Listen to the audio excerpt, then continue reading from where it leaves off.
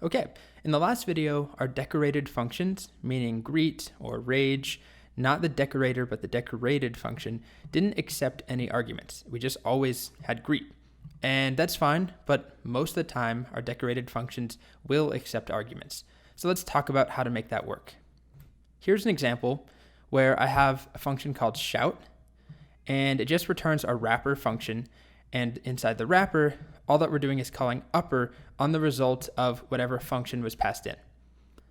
So we should be able to do something like, hi, I'm, Todd, and then it should return, hi, I'm Todd in all caps when we add the decorator. What do you know? I have it in a file all ready to go. We have the shout decorator, we have greet and order are both being decorated by shout.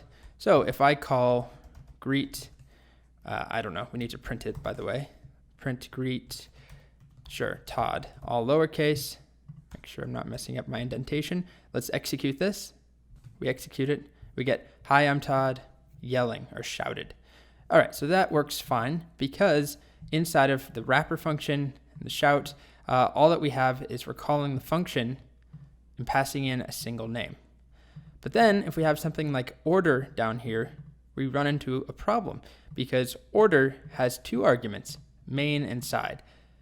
So the idea is that we could do something like print order, burger, and then fries. And it should shout, hi, I'd like the burger with a side of fries, please, but shouting. It's a very polite shout. And we want that to work, but right now it's not going to because wrapper takes one positional argument, but two were given. So these functions have different signatures. This one wants one argument, this one wants two. So how do we handle that? Well, it's not too bad. We've already seen the solution. We just use args and kwargs, or KW-args, whatever you want to call it. Next slide, please. Dum-da-dum, there we go. This is the standard decorator pattern. Most frequently, the wrapper functions that our decorator returns will accept an unlimited number of arguments and keyword arguments. So we can just use args and kwargs to take care of that. It gives our wrapper functions the most flexibility.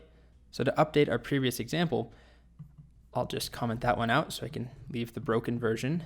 And then down here, all we want to do is update this to be star args, comma, kwargs with 2 stars, and then we just pass both of those in. Okay. And now, if we run this, no problems. There we go.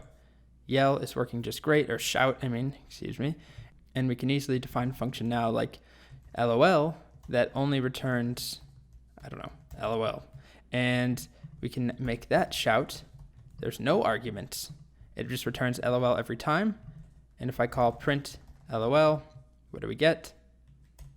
LOL in all caps. So we have flexibility now with our decorator that we set up in the wrapper. We can pass in any number of arguments or keyword args, and it should work just fine.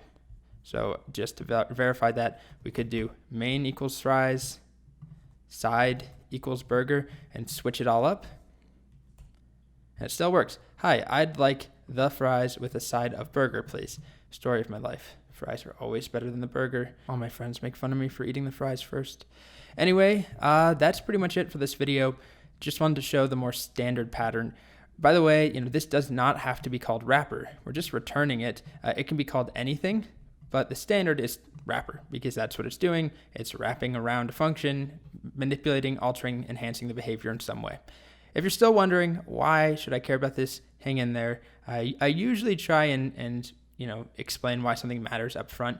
But in this case, I wanted to wait until we get the syntax out of the way. So I will show you some useful real-world examples in a little bit. Okay, so that's decorators with multiple arguments or different signatures for the decorated functions.